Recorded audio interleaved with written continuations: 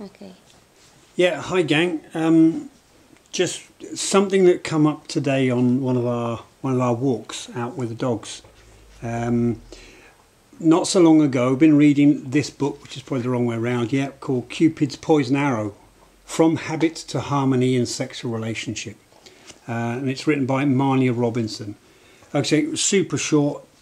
What it's saying is we're governed by our genetics. They don't care about whether we're happy or not. They just want us to procreate, and so that the species carries on. That's one level of reason why to have sex. The other reason, she says, which is perhaps more longer lasting, is about bonding. There's a similar kind of bonding to that which a mother or father has or develops with its child. It's more mutually supportive. It's good for both. So that's what she's saying, is that with that as the background and lots of examples, is that us men especially, our habit of ejaculating regularly is actually what's stopping us from progressing further along whatever path you want to call it, whether it's a path of consciousness or if it's in relationship. And it also means that our partners, our beloved wives and girlfriends, and also can't develop further because they need us along with them in this deepening into the truth of what is. What brought this on in me is unexpectedly, 4 days ago now, I ejaculated whilst we were lovemaking. And I've been tracking what happens in me since that occurrence, like with this book in mind.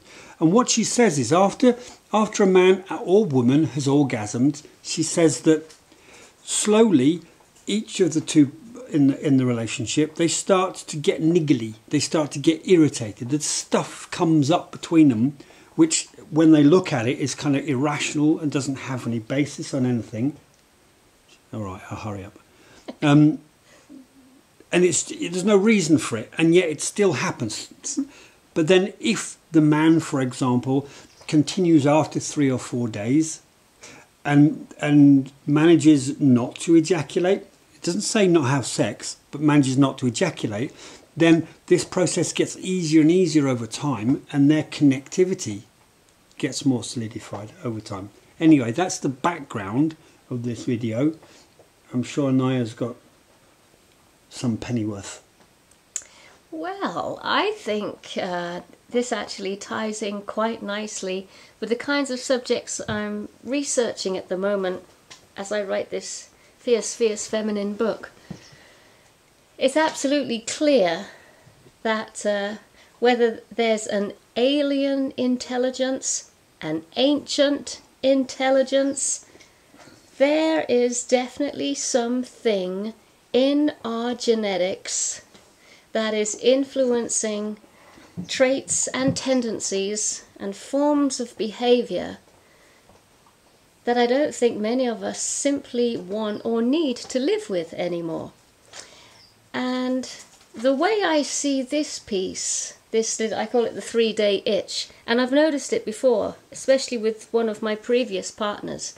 Every 3 days a huge storm would build, and then he'd be waiting for the most perfect opportunity to explode.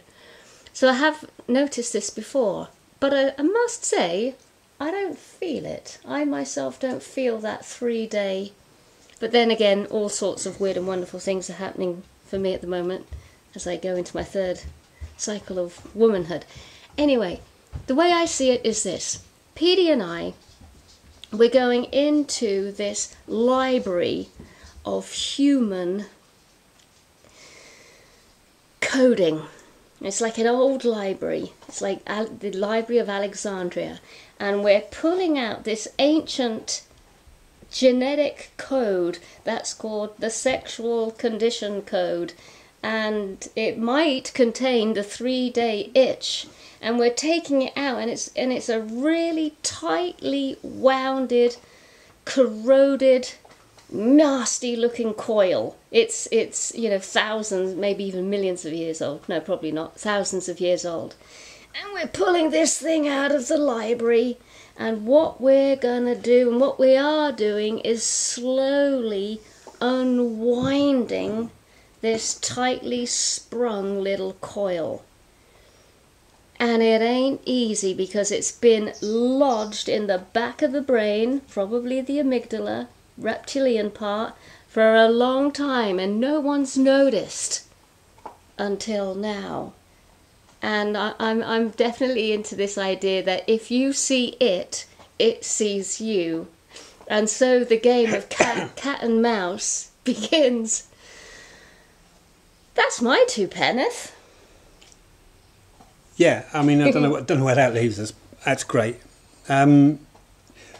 Personally, what I've noticed as an adult as happens, after 3 or 4 days, normally, the itch comes up, wherever it is, the baggage is full, as it were, the jerry cans need emptying.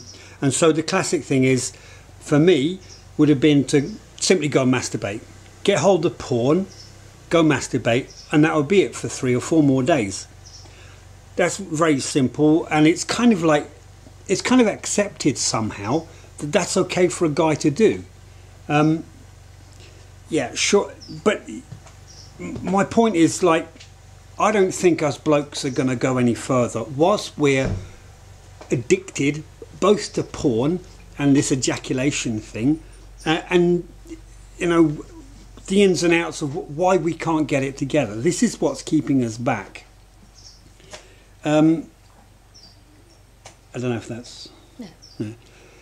Yeah, so getting a bit confused here, but like, it's like what caught my eye on our walk was that, of course, after 3 to 4 days, a partner can feel the bloke and he's getting all kinds of irritation and confused. So what she does is she entices him or invites him to sex, not because she wants it or it's good for her necessarily, it's just to keep him where, you know, kind of, you got him under control, not in control, but kind of like mellow, yeah. And so he's happy for a few days, and the whole family can relax a bit. You know, the dogs stop being on tenterhooks.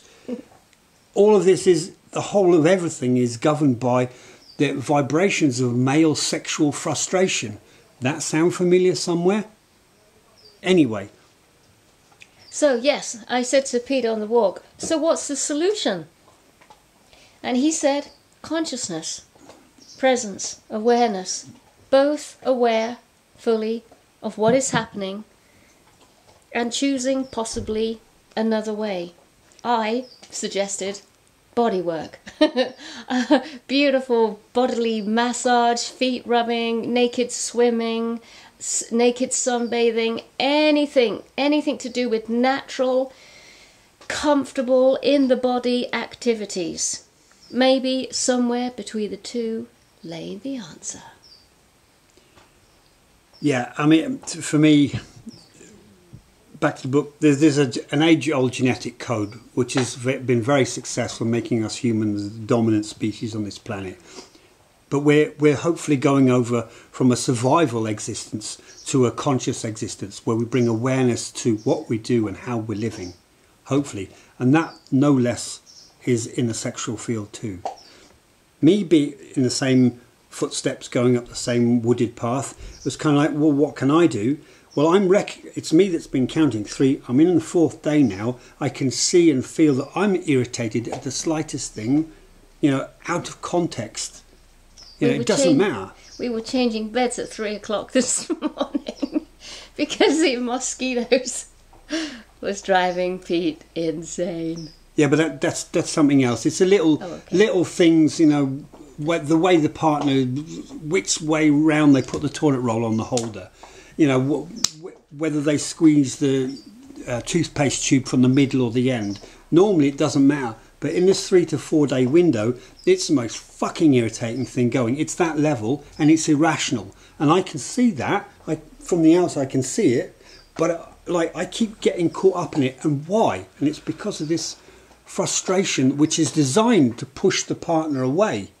It's actually, you know, so that you can go on to another partner in the old caveman routine. It's truth. I know I've still got that going, but I actually want to come somewhere further than dragging her along by the hair, because she'll punch me back.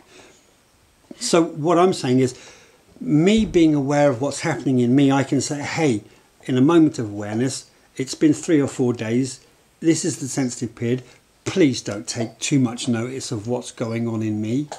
You know, be there, of course, but most importantly, don't take what I'm saying personally. It's not your shit to deal with, although it's in our space. So also what Anaiya can help me with, if she sees I'm being irrational and I've not seen it myself, she can say, hey, are you aware of how you're being? You're being a bit crabby, being Cancer, or whatever else it is. So it's helping each other in awareness, staying awake in relationship. Thanks, guys. Love reading your comments.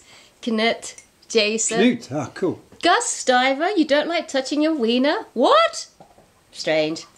Anyway, thanks everyone for listening. All right. See you another time. Bye.